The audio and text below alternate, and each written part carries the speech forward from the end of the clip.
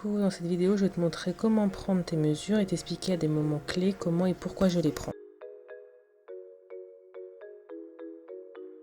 Donc pour la largeur de ton bassin, il faudra que tu prennes à la partie la plus large. Pour cette hauteur, c'est pour déterminer la profondeur de ta pince devant. Là, la hauteur est facultative, c'est à toi de la déterminer en fonction de la longueur finale de ta jupe. La largeur de séance, c'est pour placer ta pince devant, qui sera placée au même endroit que ta pince devant de ton buste de base. On va reprendre les mêmes mesures précédentes, mais on va les compléter avec les mesures suivantes. Pour la largeur de cuisse, en fait, c'est une mesure de vérification pour te permettre de vérifier la largeur de ta ligne de montant lors de la construction du patron. La longueur de fourche devant et la longueur de fourche totale, ce sont des valeurs de vérification qui sont importantes à vérifier avant la construction de ta toile de base.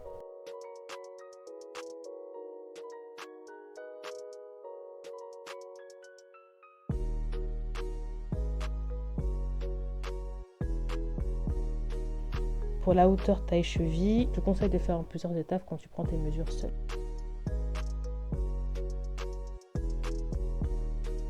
Donc on va reprendre les mesures précédentes, celles que je viens de noter. Pour prendre la hauteur de buste, tu vas partir du creux de ton cou jusqu'à ta taille. J'ai oublié de préciser, le séant, c'est égal au téton. Pour ton tour de poitrine, il faut que ton mètre soit bien droit.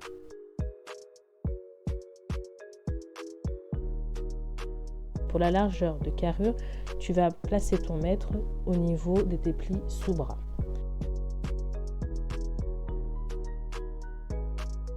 Pour l'épaule, tu vas partir donc de la base de ton cou jusqu'à l'os de ton épaule. Pour la hauteur de buste, tu vas prendre le creux du cou pour prendre cette mesure. Donc, je vais mettre une règle pour faciliter la prise de cette mesure. Comme pour le devant, tu vas prendre comme repère les plis de sous-bras.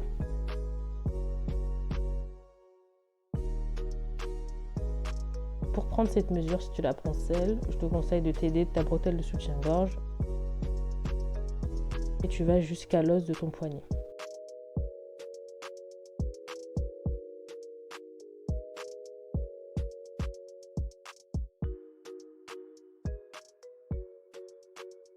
Maintenant, tu sais comment prendre tes mesures. Et surtout, n'aie pas peur de tes mensurations. Ce ne sont que des chiffres qui vont t'aider à mettre ton corps en valeur. J'espère que cette vidéo t'a été utile. N'hésite pas à me le dire en commentaire et je te dis à la prochaine vidéo.